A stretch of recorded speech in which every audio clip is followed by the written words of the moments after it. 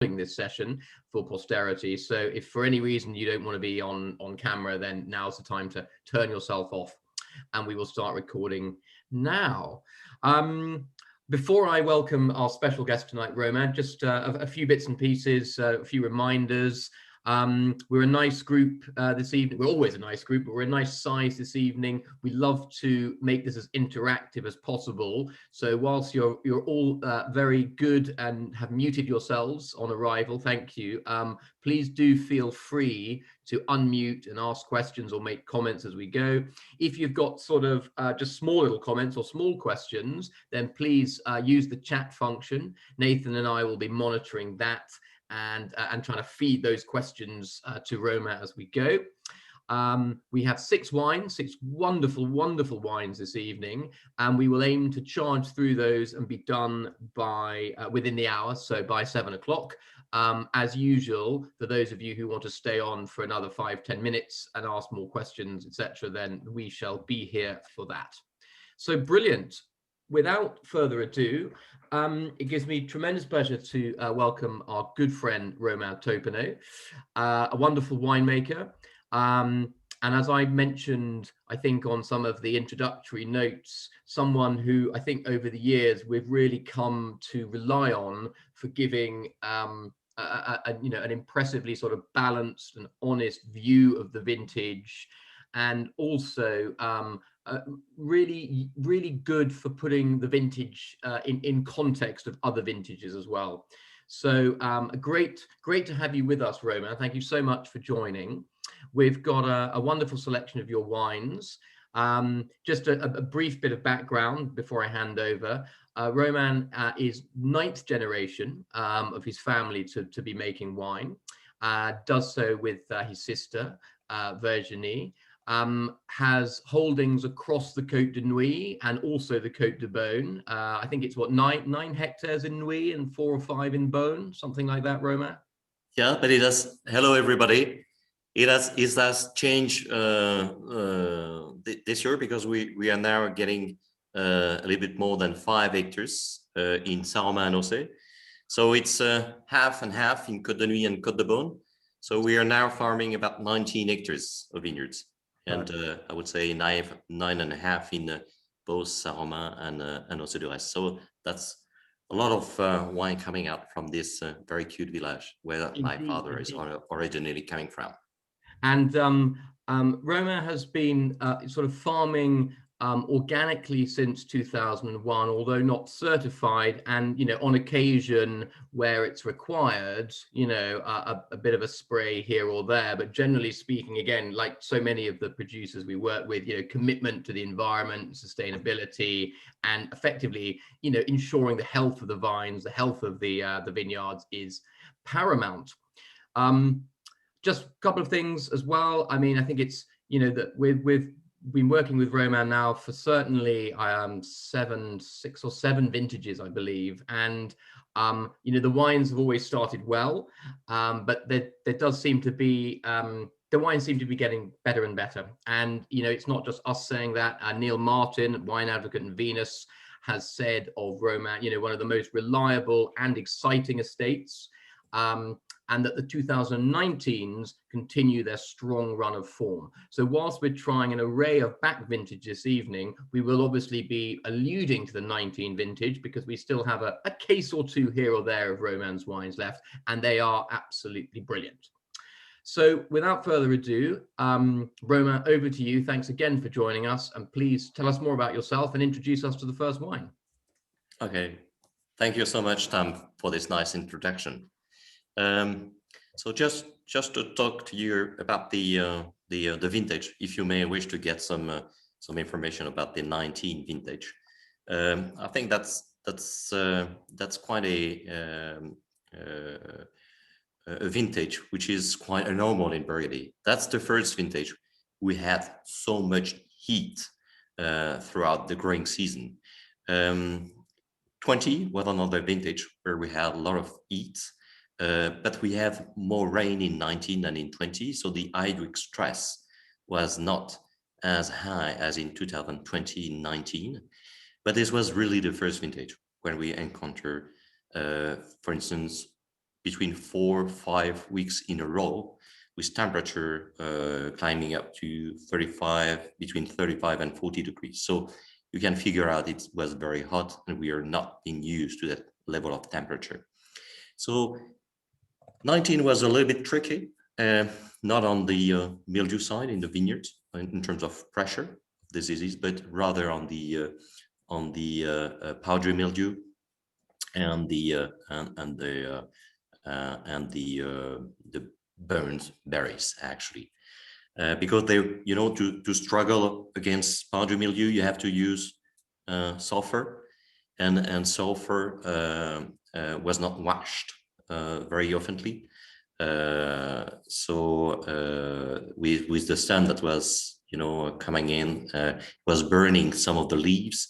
So we had to manage very carefully the use of sulfur, and we finally escape from diseases, except in few cases in Chardonnay, in Saint-Romain, where we've been affected, but not deeply affected in terms of yield. But this was challenging, but not too heavily challenging. In 19, actually, we came out with a vintage that was really very nice. It was very surprising for me because I was fearing, to be honest, that the wine would have probably a little bit high alcohol level and would lack of acidity. But finally, it was a big surprise, like 17 for another reason, is that we came out with wine that were really balanced. Actually, there was not a lot of malic acidity. So when the wine achieved their malolactic fermentation, the level of acidity hardly decreased from the beginning. So we finally end up with wine that were really beautifully balanced. They're very fresh, not as punchy as the 16 in terms of acidity or energy, but you cannot figure out when you're tasting some of the wines which are exceeding 14 that they are exceeding 14 actually. So, and it's very hard to say that between those wines which one is ranking around 14 or above, or sometimes around 13.5. So this 19 vintage is beautifully terroir driven, with lots of freshness. This is more probably linked to the minerality which is behind. There are such vintages like 07, which is a vintage you didn't have lots of acidity, but brilliant minerality behind, which give that freshness. And I think 19 is one of those. You probably have a touch of, how do you say, gourmandise. I don't know how to translate that in English. A bit of gourmandise you had on the 15, not as much as in the 15, a kind of sweetness by the end, probably due to the alcohol level as well. But it is a very soft sweetness, even softer than in 15. And I finally enjoy very much this vintage. Even I think 18 is a brilliant vintage as well, and there is lots of high praise about the 19. I would not say that's the best vintage ever, but I think that's really a great vintage. Brilliant. Thank you, Romain. And we'll move on to the Saint-Romain now. Yes, sorry. Please, it's absolutely fine. I've just seen Phil's comment. My samples are not as above. If there's a labeling issue, Phil, if you could just let us know if the wines have been labeled different numbers. Then Nathan has put the order of the wines above. So hopefully that's helpful. Tom, the wines I've got are completely different to the ones in the list. Okay. If everyone else could pour the 15 Saint-Romain red, and Phil, can you tell us what you've got? So I've got that one, and then my number 5 is a Gevrey Chambertin, 2016. Okay. Not too bad as well. My number 6 is a Morey 2011. Okay, that's number 5 on the. That should be number 5 on the list. Yeah. Number 5 on the list says a Chambertin Grand Cru, but depends which list, I guess. Yeah. Yeah. Okay. So Phil, can you see Nathan's comment in the chat there with the actual wines? Those are the wines. So whatever is the label number, the order of the wine Nathan has put up there. So we're just for clarification. I don't think I've got a Chambertin, just for the. I agree that there's the order's different. I can sort that in the order. The only thing I've got a Gevrey Chambertin rather than a Chambertin. That's the difference that I've got. Yeah. Sounds the same as Phil. Okay, that is a Chambertin. It's been labeled incorrectly as a Gevrey Chambertin because we never sent any Gevrey to Avino for bottling. So apologies for that. All right, we'll reconcile, Tom. Don't worry. Let's get on. Let's hear from Romain. Much more important. Perfect. Thank you, Phil, for pointing that out. Otherwise, that could have been an issue. So just for everyone else who's wondering, the wine that you have marked as Gevrey Chambertin is the Chambertin Grand Cru, and will be the last red we'll be drinking before heading back to the Saint-Romain Blanc. So hopefully, with that established, we can move on to the Saint-Romain Rouge 2015. Back to you, Romain. You did a hard job, huh? Good point. Anyway, the Saint-Romain red, and especially from recent vintage, really benefited from the global warming evolution.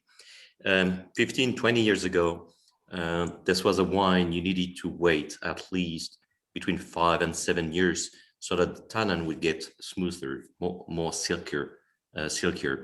But nowadays you don't have any problem to struggle with the evolution of the ripeness, and we are able to pick up the fruit at the right time, and you don't have any austerity. The tannin are very soft, as I say, and you're getting in terms of flesh as well into those wine.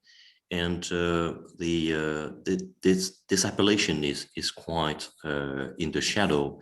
But this is really, for me, an appellation which need to be more promoted, as you're getting lots of beautiful wine out of this region in Saint-Romain, Océ-du-Rez, Montely, and this is part of really those appellations that are nowadays exceeding. Just to give you some further information backwards to more recent vintages in 18.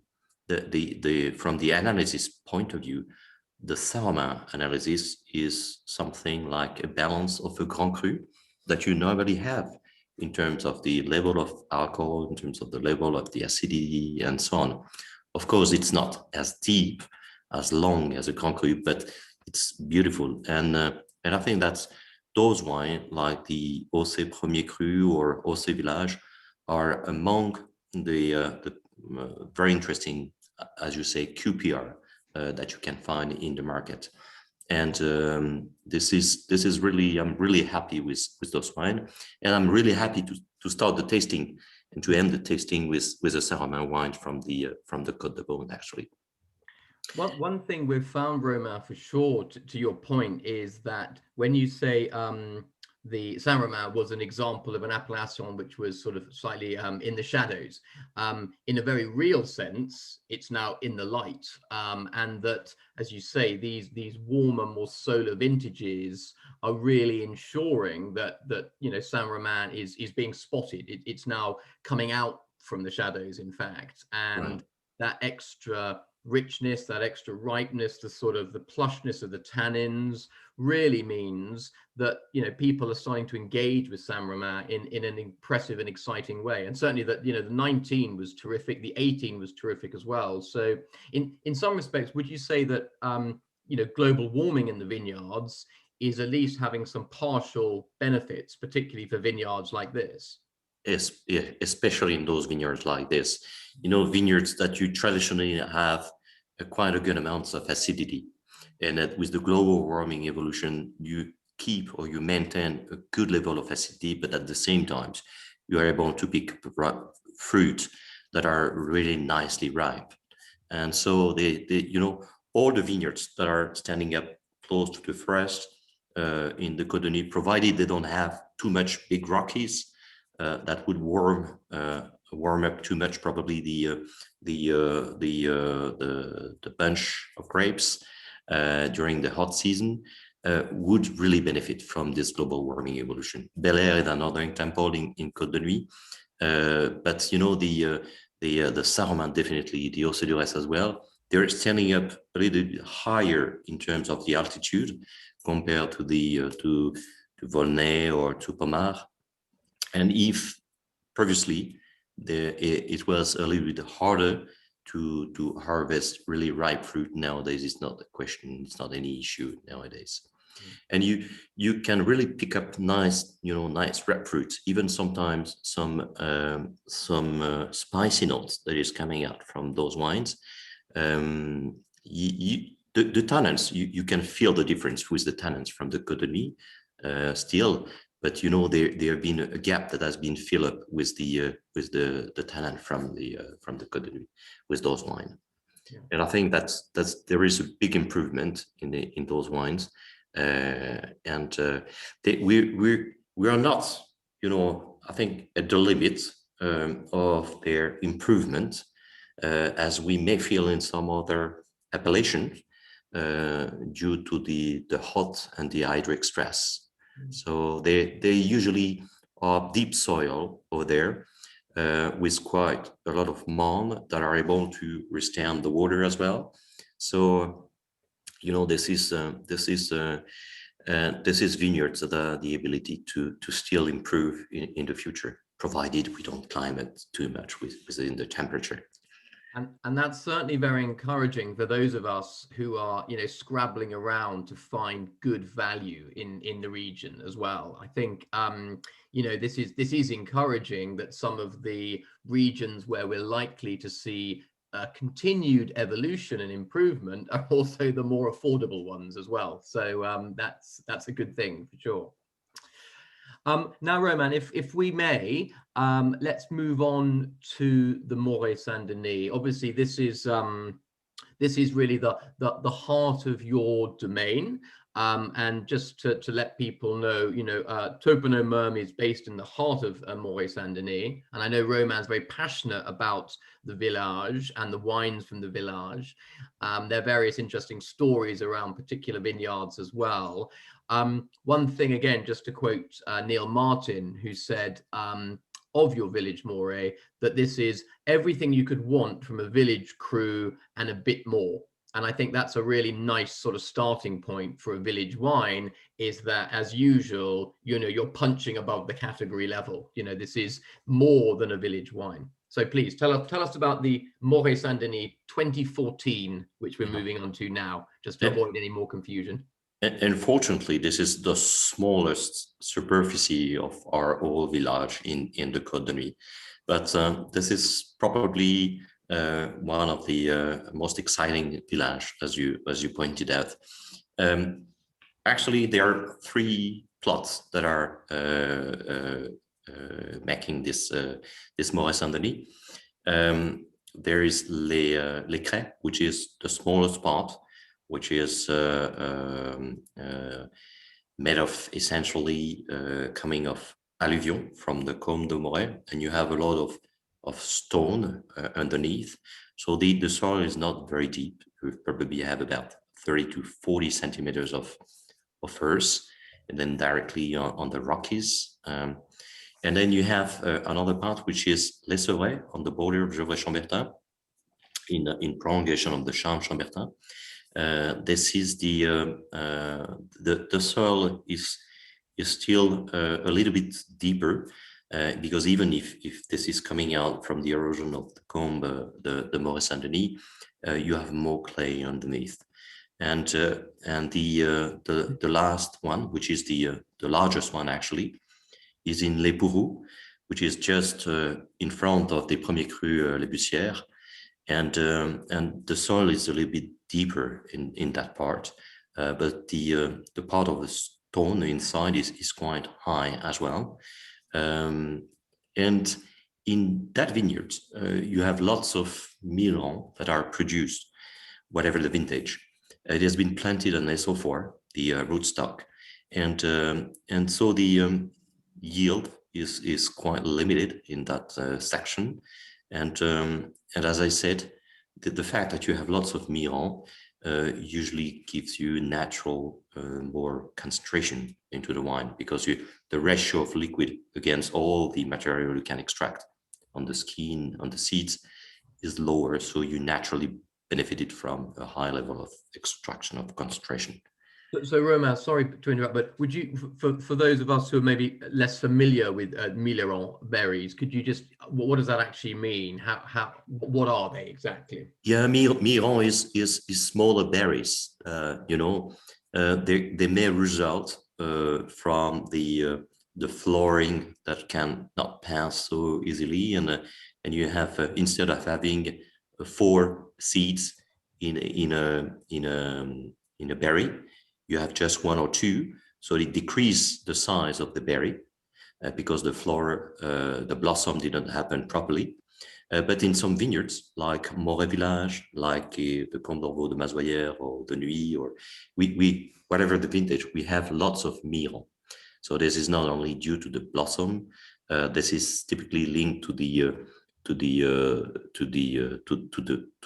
vineyards actually.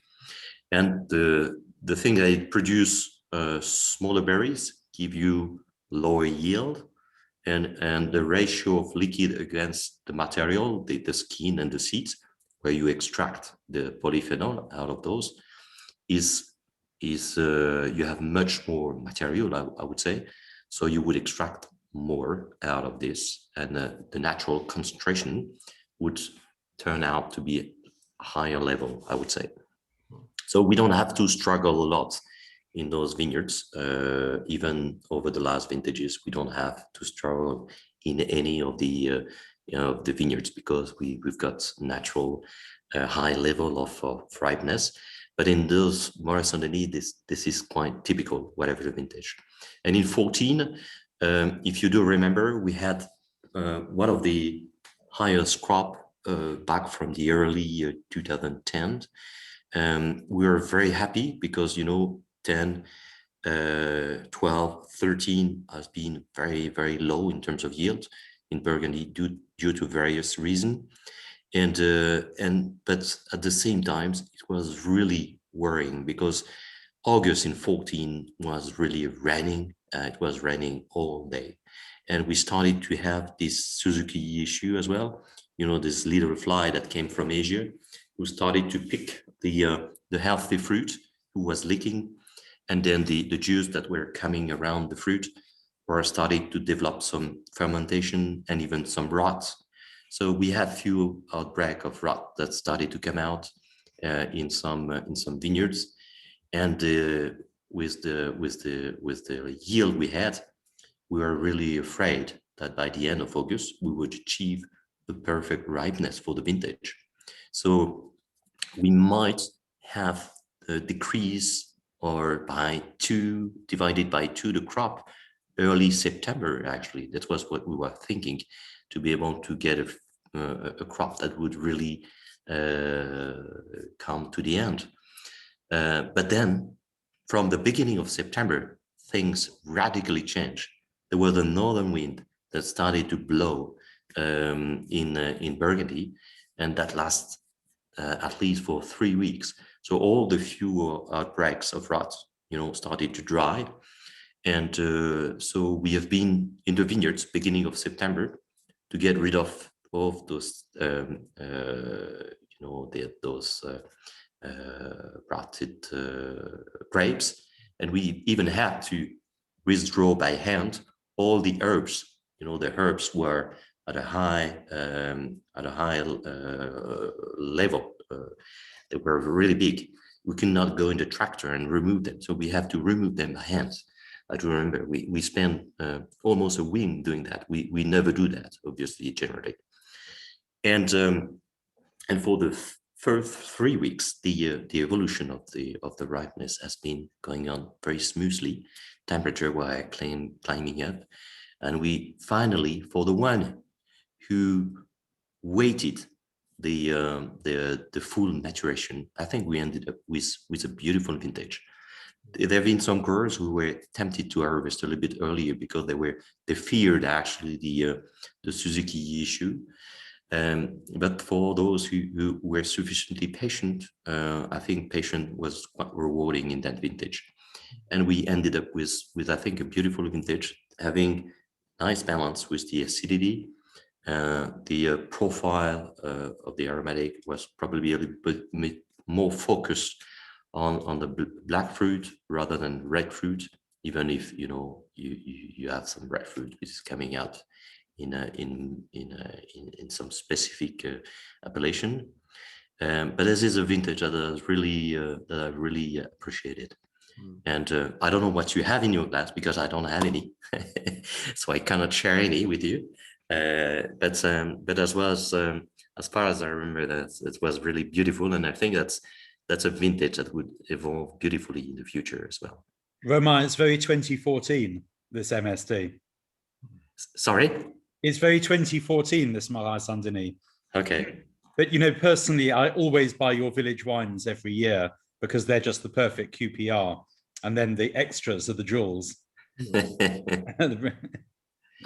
So team, we're moving on to our two premier crus next. But does anyone have any comments or questions about the two village wines we've tried? Obviously, we've had Côte de Beaune with the Saint-Romain, and now we're in the heart of the Côte de Nuit with the Mori. Any comments on the two vintages, on the two wines? Please do feel free to unmute yourself and launch in. And meanwhile, everyone else start pouring. Yeah, because I think I'm talking too much, and I guess if you'd like to ask question, I mean that's a good occasion to ask me any question you may have. Just to give you a little bit further insight, the Morey wines are usually expressing with lots of spiciness. I hope you get that in the 14. This is quite a specific floral notes and spiciness is the main.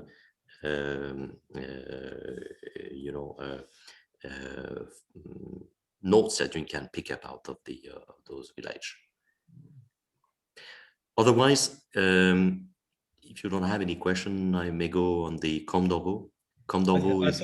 I think, Romain, the village Morey-Saint-Denis has, whereas the Saint-Romain 15, as you said, was very gourmandise, that slight sort of sweetness, the alcohol slightly noticeable, but the Morey-Saint-Denis has got real big secondary evolution on it, which is really, really beautiful. And as you say, that combination of structure of the tannin and spiciness. So yeah, quite delicious.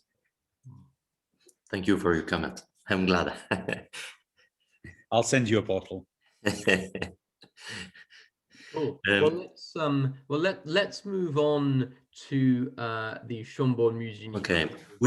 And maybe Romain, you could also, I mean, it's such an interesting vineyard, Comte d'Orvaux, and just so maybe give us some context of the vineyard and where it is and why it's important. It'll be great.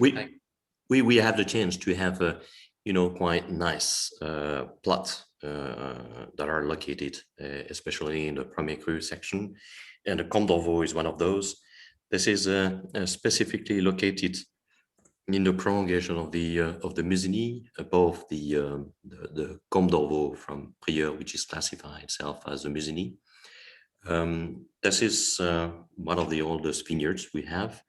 The estate has been planted just after World War II, and the Comte d'Orvaux is again producing like the Morey village.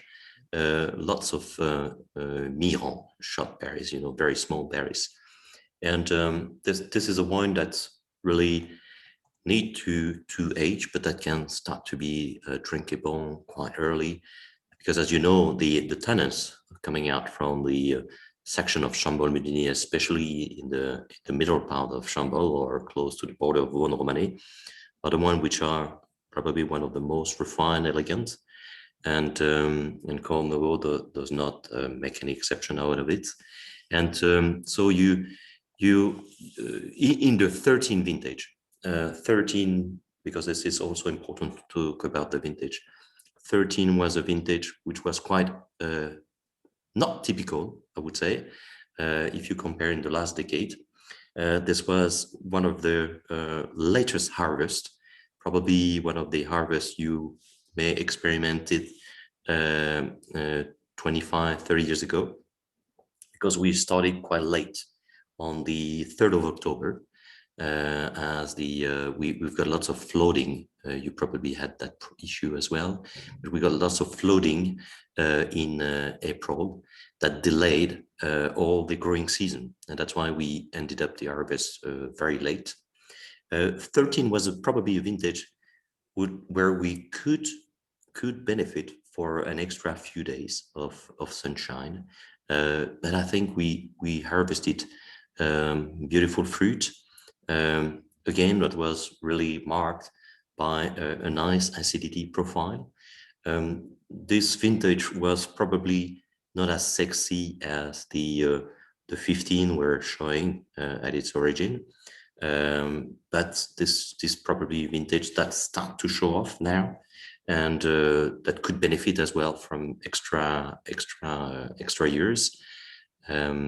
So the Comte d'Orvaux is usually an appellation that's really performed really well in vintage where it's not too hot, because you have lots of stones over there, and it's really benefit from a ripeness which is usually going on at a higher speed than the other appellation. It could be the other way around. When it's hot or too hot, it can be delayed by the hydric stress or by the heat. But in 13, I think it was really benefited from this section. Yeah. And Romain, I mean, you mentioned the delayed growing season with 13. Do you still think that the old adage of 100 days from flowering to to harvest is that, with global warming, is that something that you still adhere to, or do you think that's a lot more flexible these days? It has been becoming more flexible, and I think that we're probably gained even roughly almost a week in the last vintages. So it's not 100 days, but it's coming up more around 93 to 95 days just after blossom. And there is one thing that we have encountered in 19 and 20. It's the speed of the final ripeness. It's linked to double thing, I think. First of all, to the natural concentration of the fruit. When you don't have lots of water, there is a concentration of the fruit which concentrate the alcohol as well, and the fact that by the end there was not too hot, and there was more space for an evolution of the ripeness. So you have a double impact actually, and we have gained. So we have never seen that, but we have gained probably about a degree of alcohol within less than a week, which normally, if I take the example of what happened 20 years ago, 30 years ago, you would gain about half a degree within a week. So you could see the really big evolution that is coming out nowadays. And it's the fact that, we're starting earlier the harvest, meaning that we're getting more light during the growing season.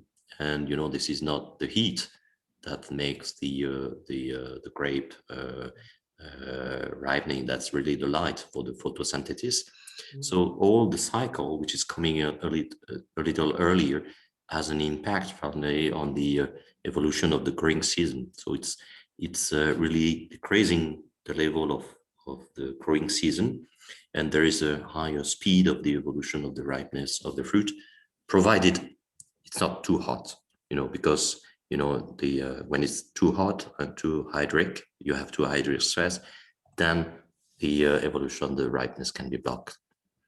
Yeah.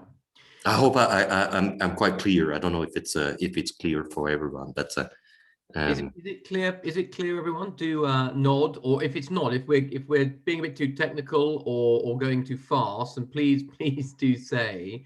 As I mentioned, Romain is a wealth of information about the vintages and the region. So please, yeah, please, if there's anything that you'd like us to unpack a bit more or go back to, then just say. So Romain, one thing that's become a very apparent, as you alluded to, is that I guess harvest dates now are as important, if more important than ever, because that rapid final evolution of the sugars means that if you go too early or too late, it makes a big difference to the overall balance of the wines. Is that a big challenge for you at the moment? It has never been such a huge challenge. That's the first enological act, actually, the harvest date. And I think this is becoming the highest peak of stress, nowadays, for us.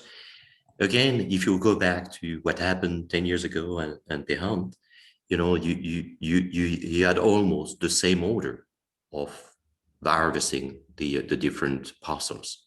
I was starting with Cordon, then Comte d'Orvaux, then either Chambord, and blah blah blah. So the order was quite fixed, and there was no really any big change, because you knew that the evolution was respecting this order. But over the last 5 vintages, I mean, you could completely reverse the order of the plot. And because you may have a little bit more rain in Morey-Saint-Denis and none in Nuit Saint-Georges, or very few in Gevrey-Chambertin, and that would radically change the evolution of the ripeness, especially in vintages when you have a high hydric stress. In 16, when you have frost issue, except in the village of Morey, Bonne-Romanée or Centenay, the evolution of the ripeness was also quite different. So you really have to go specifically in your vineyards and test almost every 2 to 3 days to see what's the level of ripeness, to see what's the pace, the evolution, and as you say, not to be tempted to harvest too late. Nowadays it's so easy, because we hardly have any issue with bad weather during harvest time, not like where we were harvesting end of September or beginning of October. So we may be tempted to harvest, probably a bit too late, expecting that we would get more concentration into the wine and so on. But this is a wrong, I think, decision. So you really have to keep in mind that you should really pick up the fruit when it's, of course, ripe on the phenolic side, but also not to miss the point that you should have acidity in the support of the wine. And what has driven me actually is the level of the tannins. When I taste the seeds, that's really one of the good point for me to make a decision on the harvest date. And that's a really big stress nowadays, I would say. Yeah, absolutely.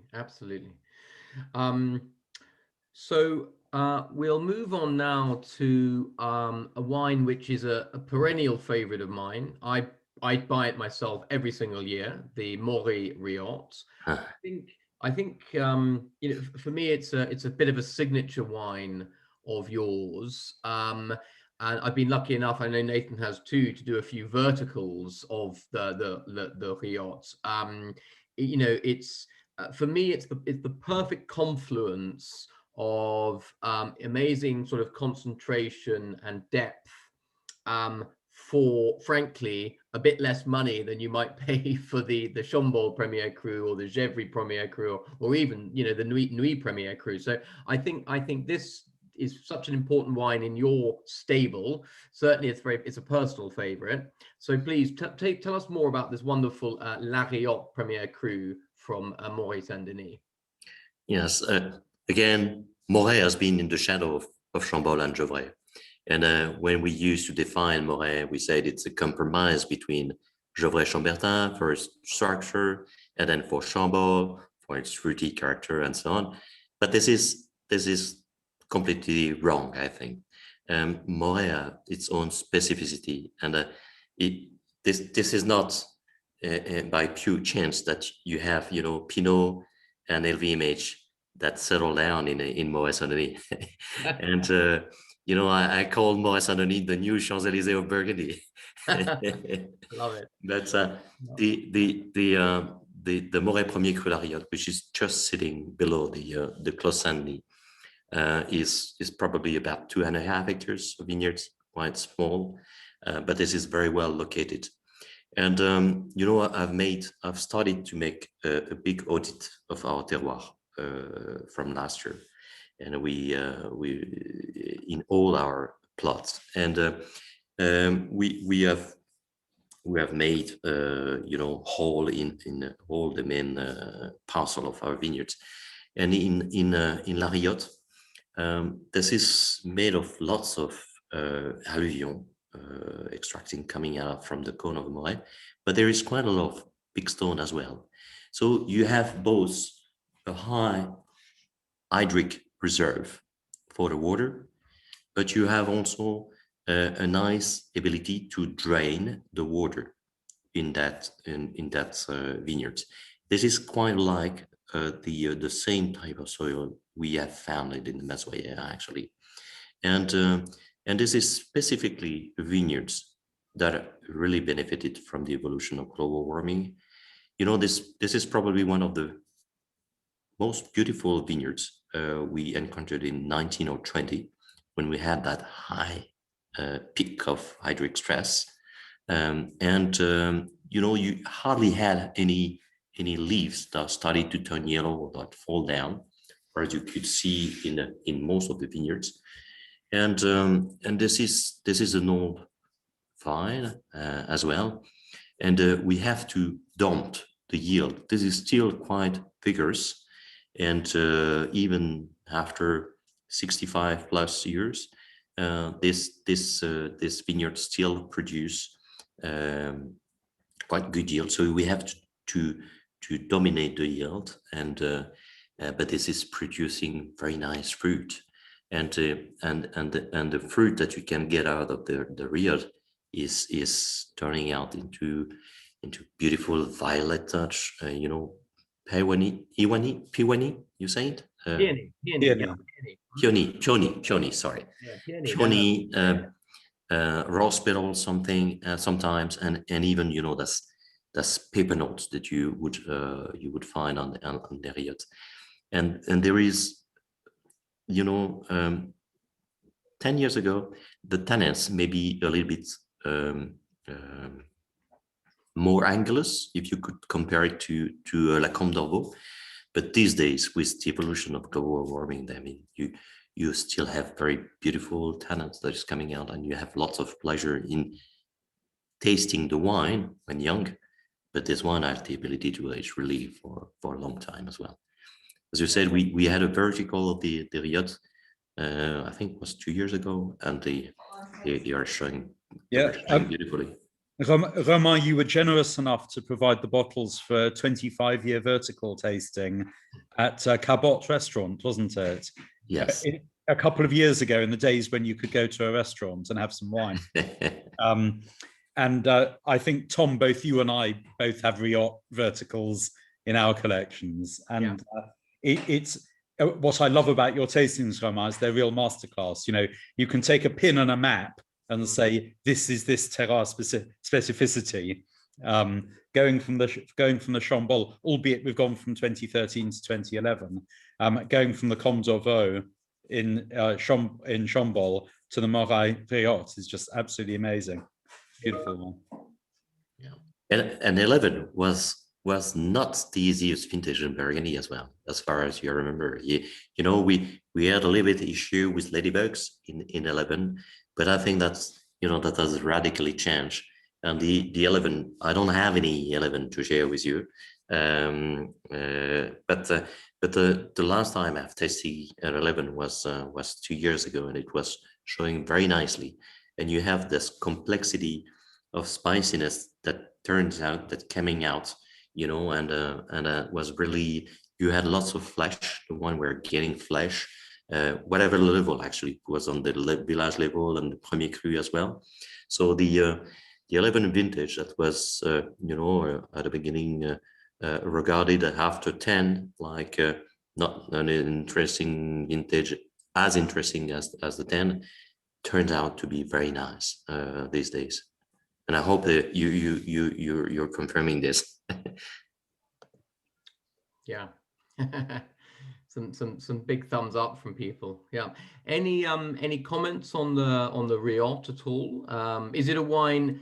You know, I'd like to know from the assembled group. Is firstly Morey-Saint-Denis. Is it an appellation that you follow, that you know? Do you know this wine? Do you know this vineyard? You know, is it a surprise? Any thoughts or comments at all?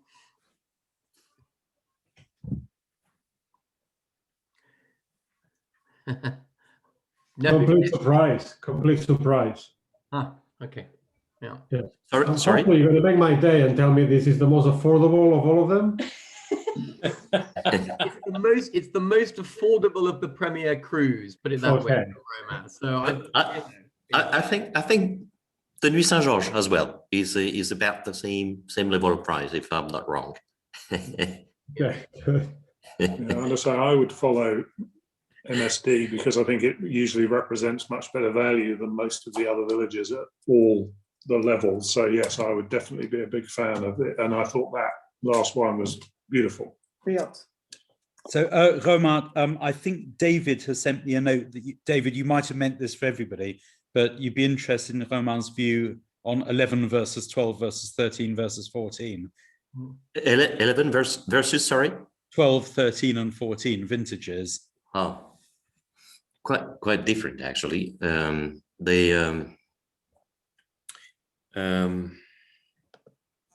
11, that was we in terms of growing season was we hardly had any winter in 11. That's why we ended with rather early harvest, and as I said, we didn't encounter specifically any high pressure of powdery mildew or little of mildew actually. But the main issue was those ladybugs that were coming out by the end, and but you know, specifically this was the highest yield compared to 12 and 13. 12 we encountered lots of pressure of mildew. I do remember I had to do about 14 treatment in the vineyards to fight against mildew. And even, you know, the mazoyère, which is usually very safe from this disease, have lost about 25% of the crop in the mazoyère due to the mildew pressure.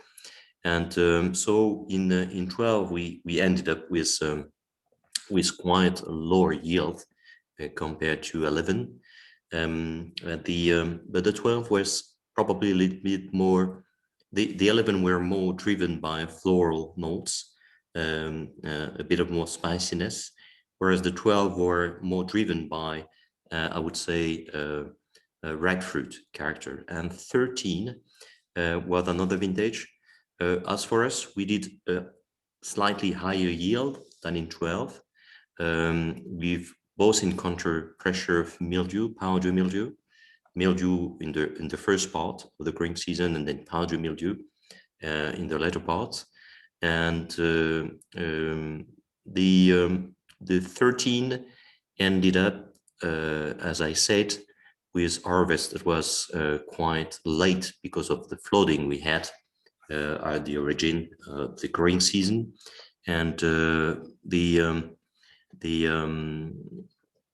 level of the acidity compared to 12 was a little bit higher in terms of the wine. We ended up with wine which were really balanced, but I would say that I personally, and that's my personal feeling, I have a slight preference for the 12 in terms of the level of ripeness. I think the 12 was showing beautifully. The 13 needed more time. They are still on the way to start to develop. They took more time to settle and to develop than the 12. The 12 were really showing beautiful from the beginning. The 13 needed time, and but this is a vintage that has the ability to age also beautifully and for quite a long time. I don't know if I answer to your questions, but this is my personal feeling. No, Romain, I think that's super useful as ever. As I mentioned at the start, your sort of ability to unpack the different characters of the vintage is something which I know I certainly rely on when making assessments and judgments about the different years. So we'll move on to our final red of the evening. I'm just conscious of time here. The 2016 Chambertin. Gevrey Chambertin, you mean? No, I'm kidding. It is the Charm. And again, 16 was a very particular vintage. And you mentioned the frost. You mentioned the frost, of course, which I suppose was the big impact. So, right. Maybe tell us about this, but also about this. I think it's important to look at the difference between Charme Chambertin and Moisoyer Chambertin, right, your other Grand Cru from next door. Yeah. Yes, sure. So as I pointed out a little bit earlier, 16 is for me a kind of benchmark with 2010. Those are two brilliant vintages that we had in Burgundy. Main probably reason in 16 is that unfortunately we had frost on the 27th of April, where we lost quite a lot of crop actually, and except in Morey was has escaped from frost, and but all the other specific area in Bel Air, the upper part of the Chambertin has been quite severely touched, whereas Mazoyer has not been really touched. So you really have discrepancy in terms of the yields among the villages. Morey was quite an exception inside the Côte de Nuit with Beaune. Morey has been more touched with actually the mildew that happened after, but it has not been severely touched by frost. As for the Charme and the Mazoyer, I've really decided to split the two and vinify separately the Charme and the Mazoyer after joining the estate in '98, because I found that they were quite distinctive both in terms of location, distinctive in the vineyards, in the kind of grapes that they were producing, and finally in terms of the taste of the wine. So the Charme Chambertin for me is quite typically a Grand Cru of Gevrey Chambertin. So it has rather expression of the red fruit character. It's quite intense in terms of flavors. It has beautiful refined tannins. It's a charming wine. Actually, the name of Charme is attached to it. Whereas the Mazoyer would rather be for me a Grand Cru of Morey-Saint-Denis. It has more black fruit character rather than red fruit compared to the Charme. It has probably more spiciness that we would find in the Charme, and you would probably feel or have more layers in the Mazoyer compared to the Charme. This may be not as intense as the Charme when young, but when the wine is aging, it's gaining in terms of flesh and density, volume. So I think they're both distinctive from the beginning, and they age quite differently as well with time. So I think I made it in the right way to vinify and separate those two Grand Cru. And if you look in the vineyard as well, the Chambertin is just opposite to the base, and it's planted on a very short soil. You know, the soil can vary between 10 centimeters to 30 centimeters, whereas in the Mazoyère and on a crinoidal limestone, and whereas in the Mazoyère, that's only the upper part, which is based on the crinoidal limestone, and the rest, which is the main part, is, as said, like La Riotte, is made of lots of alluvion, which is coming out from the Combe Grisard, which is between the La Trissière and the Chambertin. And so you have a high hydric reserve as well there, and a lot of stone as well, which is, again, like in Riotte, making, I don't know if it's correct, drainage, yeah, the drainage. You've got good drainage. Yeah, the water cannot, you know, be stocked. So, and so the and in the both vineyard has been planted just after World War II. There have been part that has been replanted in the Charme in '98, and in Mazoyère you have lots of meal, lots of small berries as well. So they're quite different in character, I would say. The tannins of the Mazoyère is very refined as well. You may not feel that it's as intense of the Charme, but you have lots of tannins into this wine, and I like them both. Even I know their specificity. I may sometimes have a slight preference for the Mazoyère. But you know, it depends on the vintage as well. But that's all on the margin side, you know, and I think they're really showing beautifully over the last vintages. The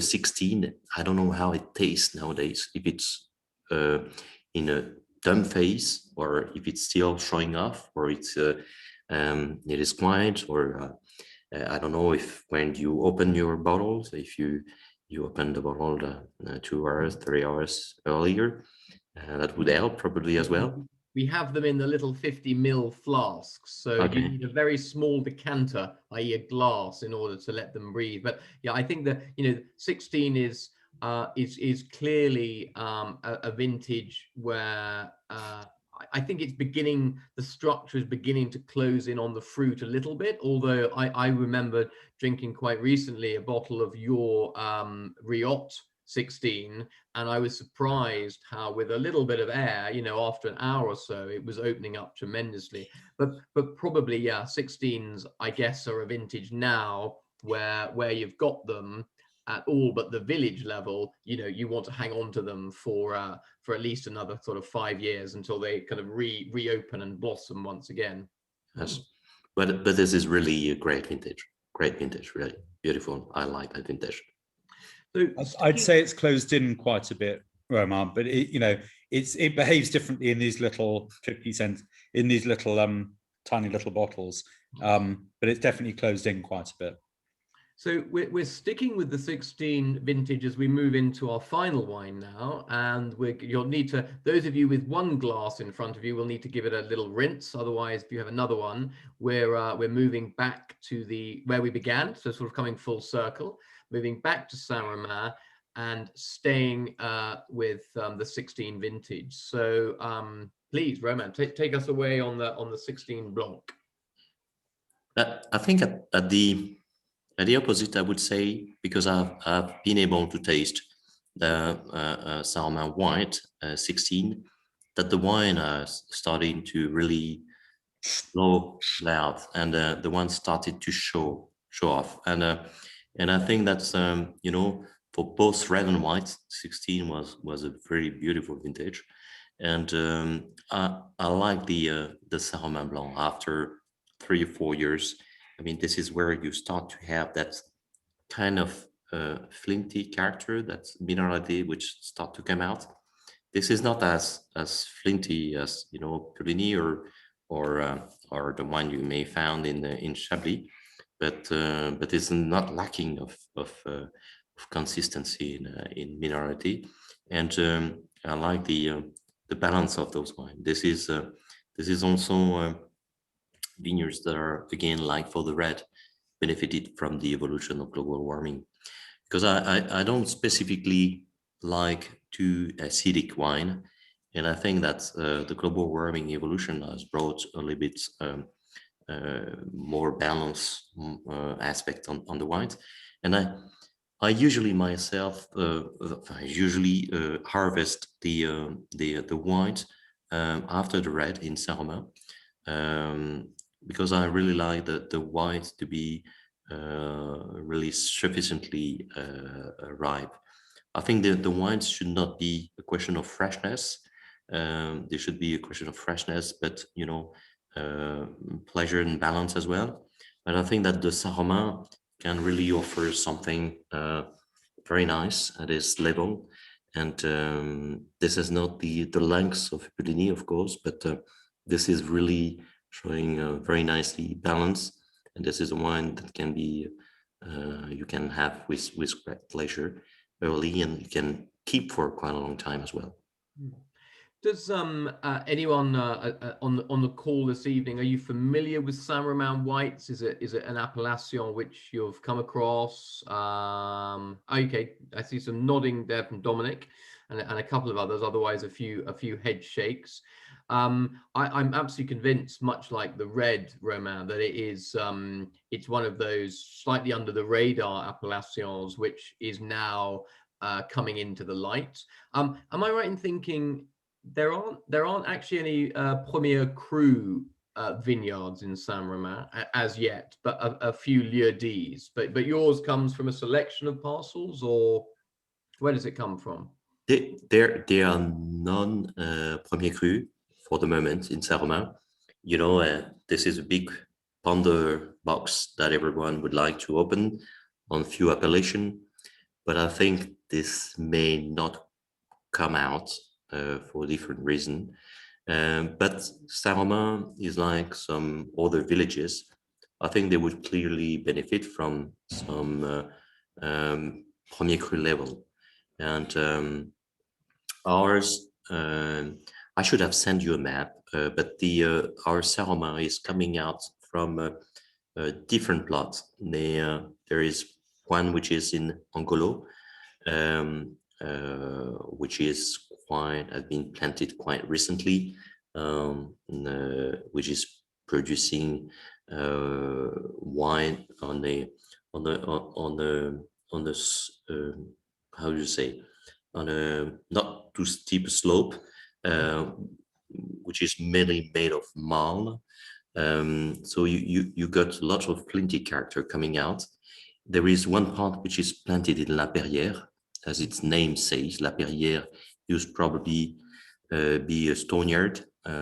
So this is again, you have a lot of expression of flintiness, flinty character, and the other part is in Le Marsin, and Le Marsin is made of a lot of marl as well, and they are all vineyards, and they have been planted by my grandfather. So those vineyards are really able to resist to any hydric stress. And as I said earlier, they really benefit from the global warming evolution as well. They are on higher altitude than the Meursault, Puligny, or Chassagne, and the wine is certainly at a very good QPR, we would say. The price issue is nothing to do with the Chassagne or Puligny, but you still have great pleasure with those wines. I hope you have a lot of pleasure with those wines anyway. Indeed. Thank you very much, Romain. I'm just conscious of time. We have ever so slightly dipped over our sort of deadline. Please, for those of you who need to leave us, then thank you so much for joining again this evening. Very nice to see you. And for those of you for whom it was your first time, please pop back again for more of the sessions we have coming up. This is our penultimate Burgundy session. We are being joined by Etienne de Monti and Brian Siev next week. And then we'll move on to some Italian wines. But for those who don't have to disappear off and have some questions or some comments, and please do stay. Romain, thank you so much for joining us this evening. Really appreciated. You know, there are so many wines we could choose from you and so many vintages that, you know, we can never be comprehensive, but I hope that people agree that we've had a pretty interesting trawl through different vineyards, different vintages and different sort of terroirs specifically within that.